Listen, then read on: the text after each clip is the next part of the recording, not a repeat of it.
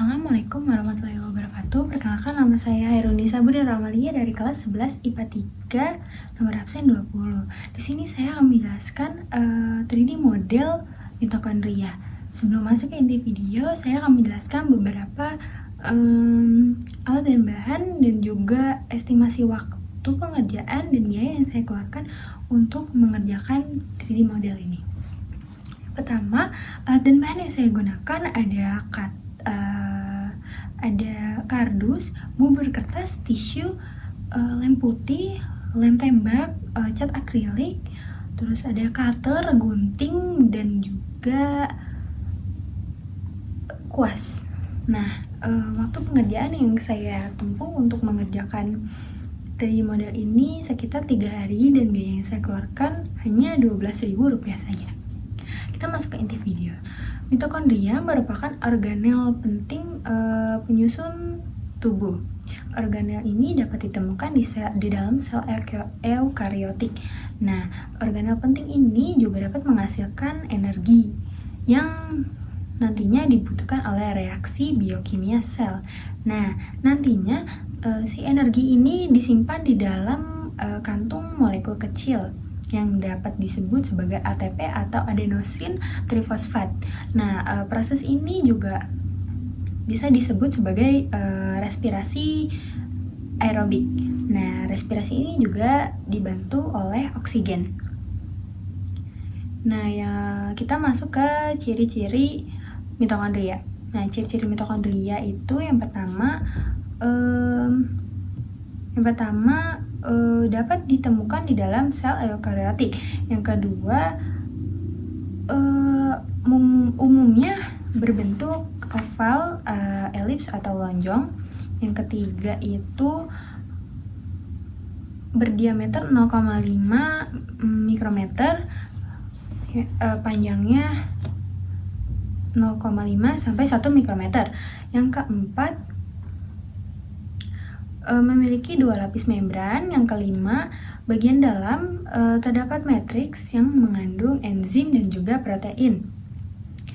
Yang keenam, bagian berlipat-lipat disebut sebagai krista. Yang ketujuh, bagian luar terdapat pori-pori yang bersifat permeabel. Yang kedelapan itu umumnya si mitokondria ini hanya memiliki satu sel saja. Dan terus yang terakhir memiliki sistem genetik berupa ribosom, mtDNA dan juga rRNA. Kita masuk ke fungsi mitokondria. Fungsi mitokondria ini terbagi menjadi 2. Nah, yang pertama itu fungsi mitokondria pada sel manusia. Yang pertama, menghasilkan energi.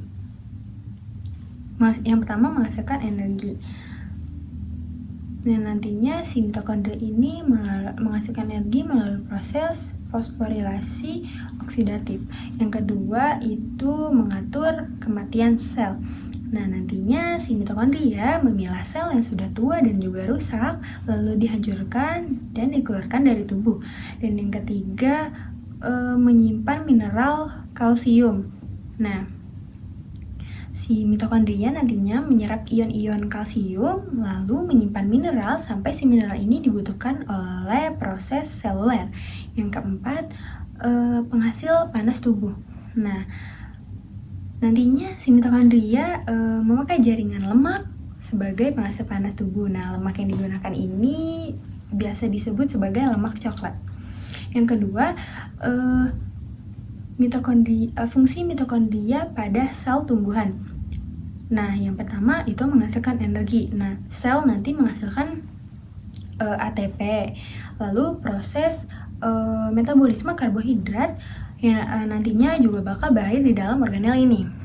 Yang kedua yaitu tempat respirasi sel. Nah, si mitokondria ini merupakan tempat untuk respirasi dan juga pernapasan sel. Hal ini merupakan proses kimiawi untuk mengeluarkan energi yang ada di dalamnya. Penggunaan energi tersebut juga dapat digunakan sebagai pemecah glukosa melalui proses glikolisis, respirasi Krebs, dan juga transport elektron. Nah, yang ketiga ini sebagai detoksifikasi amonia. Nah, fungsi mitokondria bagi tumbuhan lain itu sebagai detoksifikasi amonia yang ditunjang dengan enzim yang di dalam si mitokondria ini. Lalu kita masuk ke struktur mitokondria. Nah, yang pertama itu ada membran luar. Nah, membran luar ini terdiri dari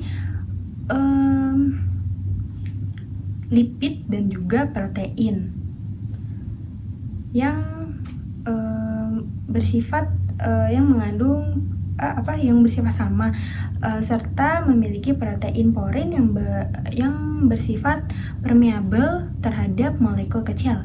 Yang kedua, membran dalam.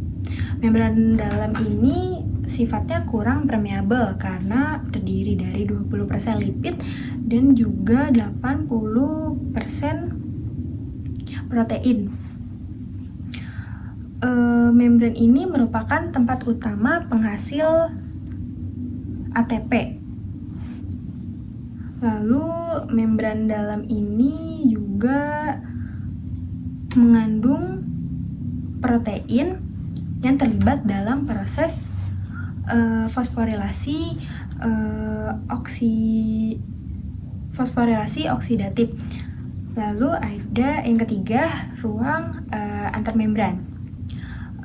Bagian yang terletak di antara membran luar dalam ruang dalam membran merupakan tempat berlangsungnya reaksi-reaksi penting bagi sel seperti siklus Krebs, reaksi oksidasi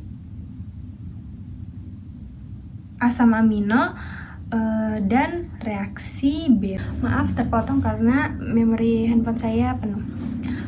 Yang ketiga ada ruang antarmembran. Nah, ruang antarmembran ini merupakan tempat berlangsungnya reaksi-reaksi yang penting bagi sel seperti siklus Krebs,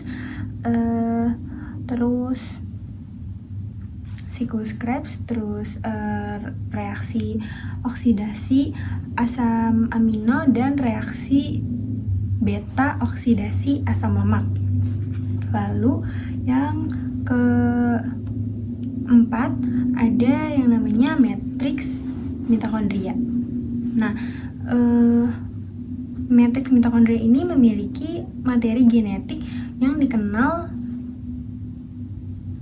dengan nama DNA mitokondria atau mtDNA. Lalu ada ATP, ADP, fosfat anorganik, serta ion-ion seperti magnesium, kalsium, dan juga kalium. Sekian dari saya.